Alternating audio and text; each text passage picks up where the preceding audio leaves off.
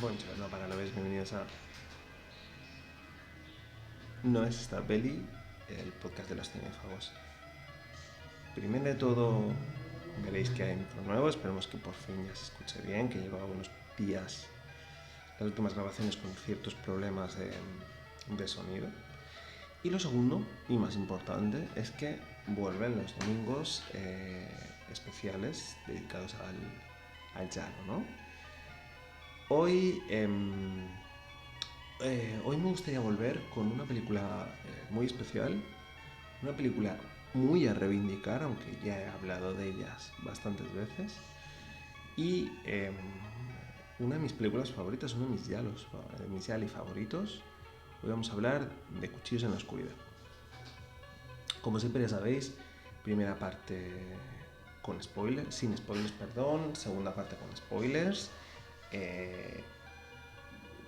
Es que, bueno, lo que digo, como siempre. Ahora sí, empezamos. ¿Qué es Cuchillos en la Oscuridad?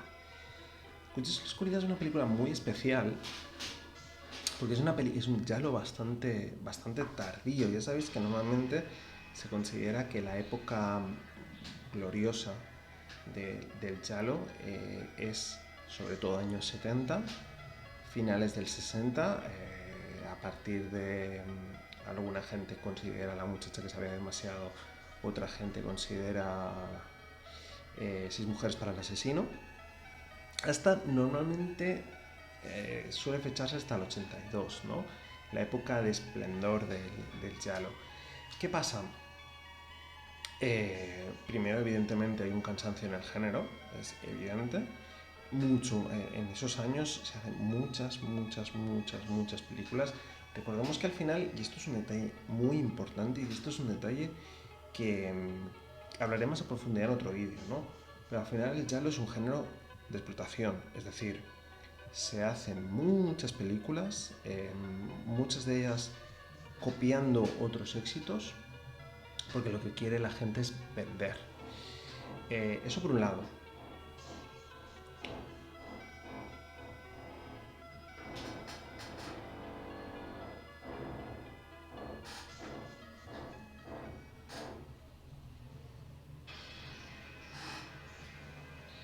Eso por un lado. Por otro lado, empieza ya a haber un slasher, ¿vale? Un género hermano del giallo, que bebe mucho del giallo, pero que es otra cosa, ¿no? Con otros. Tengo un vídeo que hablo de la diferencia, principal diferencia, pero es otra cosa, ¿vale? Con otras características y tal. ¿Qué pasa? ¿Qué significa esto? Que en 80, a partir de los años 80, la década de los 80, el género estaba cansado y normalmente no se suele hablar excesivamente bien de estas.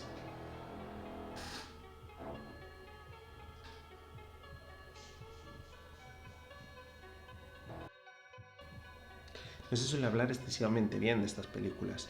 Sin embargo, esta es del 83, ¿vale? ¿Qué significa esto? Pues que vamos a tener, por un lado, una película eh, bastante chunga, en el sentido de. Ya hablaremos de ello más adelante, pero bueno, con mucha sangre, es una película con mucha sangre. Y luego, ¿qué es la otra cosa que la hace especial? Que es de Lamberto Bava. Lamberto Bava, a lo mejor a algunos no suena de nada, me imagino que si estáis aquí sí, es el señor de Demons y sobre todo es Lamberto Bava, es decir, el hijo de Mario Bava, el hijo del creador de este subgénero. ¿Qué tenemos entonces en esta Cuchillos en la Oscuridad? Un giallo increíblemente meta. ¿Por qué? Porque Cuchillos en la Oscuridad es la película de un compositor.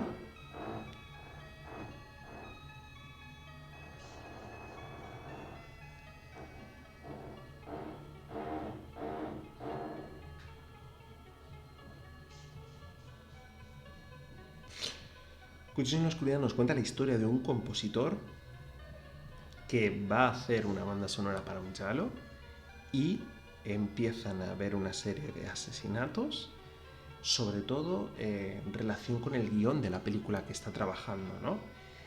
Em, Esto por un lado le hace una película, como digo, muy especial, sobre todo muy especial para si os gusta el género. Em, es una película con muchos detalles para los ya versados, no es una película excesivamente... No es una película idónea para iniciarse con ella, porque para empezar es lo que digo, al ser del 83 no es significativa, pero le hace una película idónea para, sobre todo, como decía antes, más allá de ser el hijo de Mario, de ser de Lamberto y de conocer muy bien el género, también es una película tardía, lo que significa que es una película con mucha sangre. De hecho, ya hablé de ella tanto en bandas sonoras, la banda sonora de esta película es espectacular, es increíble, como hablé de ella en lo de para iniciarse si os mola el slasher, porque es una película bastante sangrienta, y en muertes. Esta película tiene unas muertes brutales. A mí me gusta mucho esta película, sobre todo por lo bruta que es. Es una película muy sangrienta. Eh, y sobre todo tiene una de las... Esta ya lo he comentado más de una vez, pero tiene una de las de mis muertes favoritas del Charo. De hecho, en el propio vídeo ya lo comento, en el que a Fabiola Toledo, actriz española, hay varios comentarios en el cast que haré, pero actriz Fabiola Toledo, actriz española, la hermana de José Toledo, no tiene nada que ver con Goya Toledo, que está secando el pelo y pone la mano en la mesa y se la clava con un cuchillo y empieza a sacarla y ves la angustia de que se la vaya quitando. En vez de quitársela, evidentemente así no puede, va haciendo así, digamos, este es el cuchillo, va haciendo así hasta rajarse la mano. Es muy bruta esta escena. Que decía que el caso es bastante interesante porque tenemos primero a... Tenemos a Miquel Soavi, el de la secta, actor amigo de Lamberto, también trabaja en Demons, y actor bastante importante. Son dos, tanto Lamberto como... director de la secta. Tanto Lamberto como Michele son dos directores que los acunó un poco Argento, aparte evidentemente Bava, en su, ¿no? Digamos, los arropó un poco y sobre todo a Michele Soavi. Luego tenemos también a Andrea Occhipinti, que es un actor bastante conocido en España, hizo bastante cosas en España y, por ejemplo, Mar Adentro, sin ir más lejos, sale en Conquest, sale en películas de Fulci, pero con una carrera bastante guay como productor, donde ha producido cosas como Abre los ojos, cosas como La cinta blanca, o Un lugar donde quedarse, películas de Lars von Trier. Como digo, es una carrera bastante interesante como productor. Y luego también tenemos a la prima, Natasha Kinski.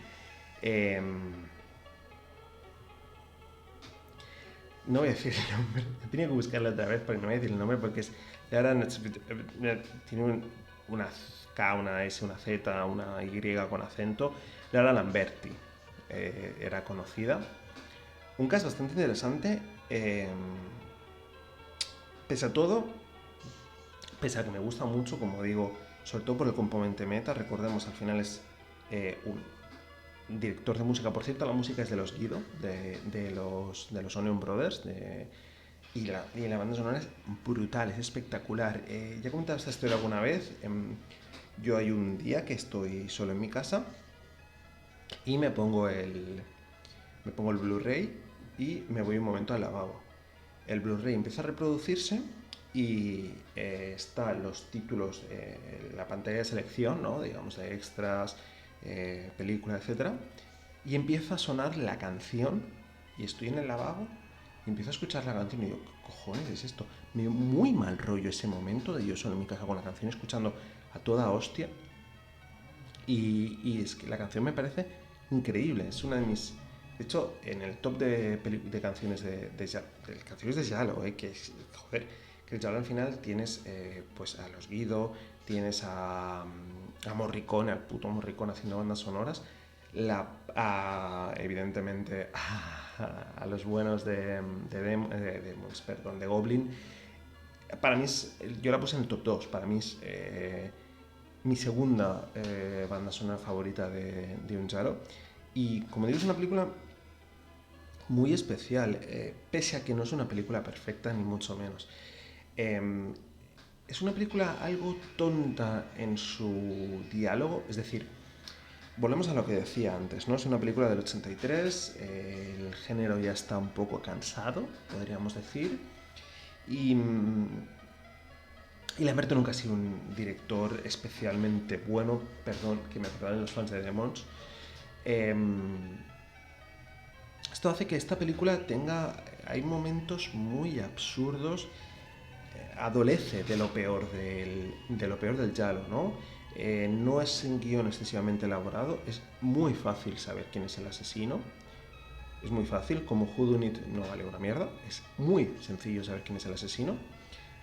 Y además, como digo, al final es Bruno, el protagonista, el compositor, que está en la casa que le deja Tony, su agente, su amigo, para preparar la banda sonora. Le da el guión, empieza a leerlo, tal y que cual, y empiezan a entrar mujeres en esa casa de manera un poco porque sí, porque son las vecinas o son amigas que van a conocerle. Y hay un momento, es que esta película tiene un momento muy absurdo, por ejemplo, para que veáis el nivel del guión, ¿no? Que este señor está en la casa y de repente se cuela una tía, presumiblemente huyendo del asesino, y le se la encuentra y dice, ¿qué haces aquí? Bueno, pues nada, me he colado. Qué guay, chica sexy, es un poco así. Es como digo, el guión es bastante absurdo en ese sentido y las situaciones son un poco absurdas, es decir, no está nada elaborado. Pero bueno, quiero decir, joder, esto es el giallo, ¿vale? Tampoco le buscamos guiones súper elaborados, ¿no? Al final, esta película, por lo que es bueno, es por primero la banda sonora, que es espectacular, y segundo, por lo chunga, por lo sangrienta que es. Ojo, hay una cuestión bastante importante, ¿vale? Estoy diciendo todo el rato que es muy sangrienta, pero hay que tenéis que tener en cuenta una cosa, ¿vale? Lamberto no es Fulci, Lamberto Bava no es Lucio Fulci, ¿vale? Es decir, es más Argento que Fulci en ese sentido. ¿A qué me refiero? Las muertes son muy sangrientas, las muertes son muy bestias, pero no tiene la crudeza que sí que tiene Fulci, ¿vale? Fulci, sobre todo el Fulci que empieza el posterior, el de Destripador de Nueva York, el de las películas de zombies y tal, es crudo, es hasta cierta manera me gusta decir que es de sucio, ¿vale? Que es como el granaje sucio, es todo como muy asqueroso, muy visceral. Estas muertes son muy chungas, pero es todo, no es aséptico ni mucho menos al final, pero no llega a ser repulsivo. De hecho, son muy entretenidas las muertes. En ese sentido es más Argento, ¿vale? Es todo un poco más irreal. Entre el diálogo y que, bueno, al final la película es lo que es, me refiero a nivel, es eso, de actuaciones, no, de diálogo, ¿vale? Y de argumento. Todo va un poco porque sí, podríamos decir. No es, como digo, no es el guión Whodunit perfecto, ni mucho menos, no es el Rojo Oscuro, por poner un ejemplo. Entonces haces que haya cierta suspensión de la credulidad, que se pierda la suspensión de la credulidad. Y esto hasta cierto punto le favorece a la película, porque lo hace todo más entretenido. Tú al final, si tú estás viendo una película de terror, a no ser que estén jugando esa carta, que está muy bien si lo hacen, Lamberto no te propone hacer una película terrorífica. Lamberto te hace una película disfrutona, ¿no? Podríamos decir, es una película para fans del género, bastante cazurra en lo que es muertes. Es un poco, vale, vosotros, el slasher empieza a aparecer, el giallo ya está un poco cansado, esto es lo que os mola, pues vamos a hacer esto, ¿no? Y hace una película muy sangrienta, hace una película muy entretenida y muy divertida. Como digo, no es perfecta ni mucho menos.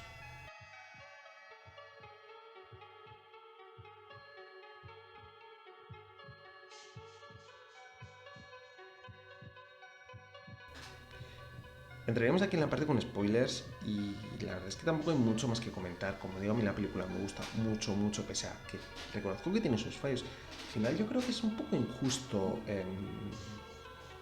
Bueno, hay mucha gente que pretende que algo que le guste es perfecto, ¿no?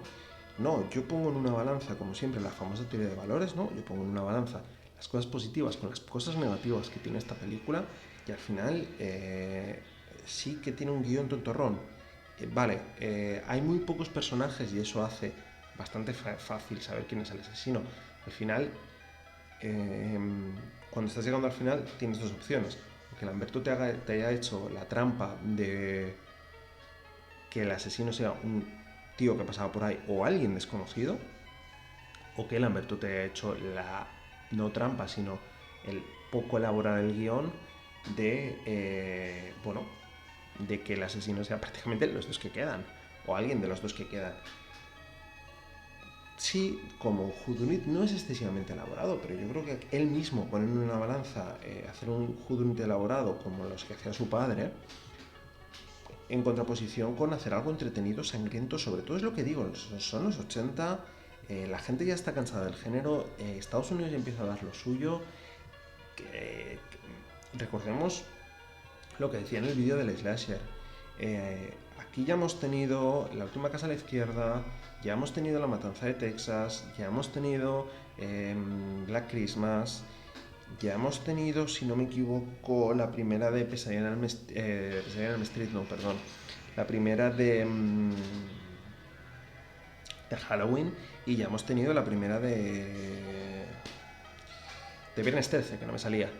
¿Qué hace esto? Es verdad que es muy probable que no hayan llegado a Italia aún, al menos algunas sí, pero las últimas no.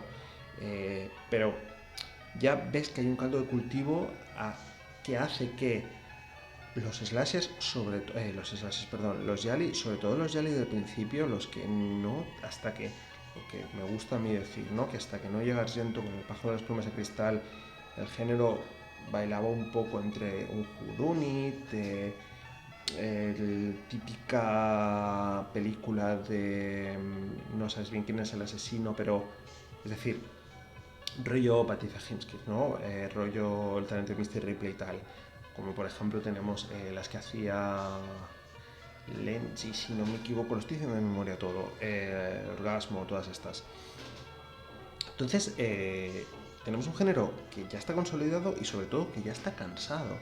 Entonces, yo entiendo que Lamberto decida anteponer el entretenimiento y la sangre por encima de un guión más elaborado. Como digo, es que de hecho, si tú miras las de los 80 son todas así, es decir, se pierde un componente whodunit claro, que a veces el asesino es más tontorrón o es relativamente sencillo saber quién es el asesino, en pos de más violencia y más sensualidad, ¿no? Y para adelante, no tenemos ningún problema con eso. Entonces, la película no es perfecta, como decía, es relativamente sencillo saber quién es el asesino, sabemos en todo, llega un punto que si no sabes que es Tony tienes un problema porque solo quedan dos. Te hace el tropo este que es bastante italiano y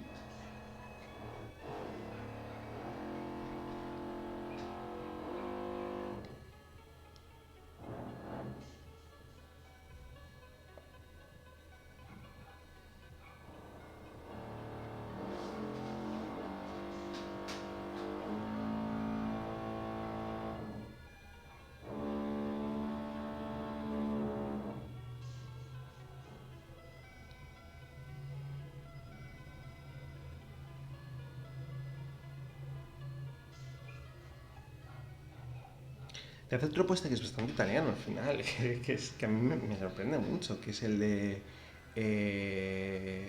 trauma infantil relacionado con la sexualidad, ¿no? Al final el asesino mata porque se reían de él por femenino le llaman niña al principio de la película, mata a sus amigos y todo se va a descubrir posteriormente, ¿no?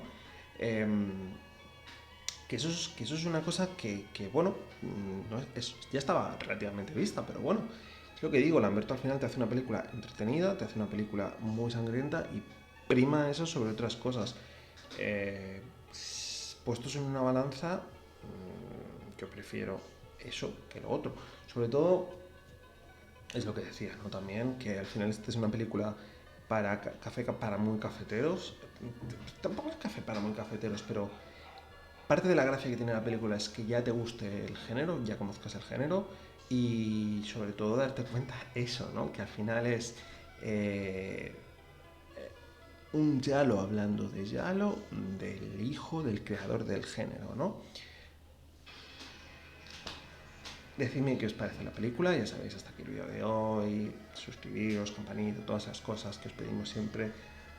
Los creadores de contenido que somos tan pesados, decidme qué os ha parecido y nos vemos en la próxima. Adiós.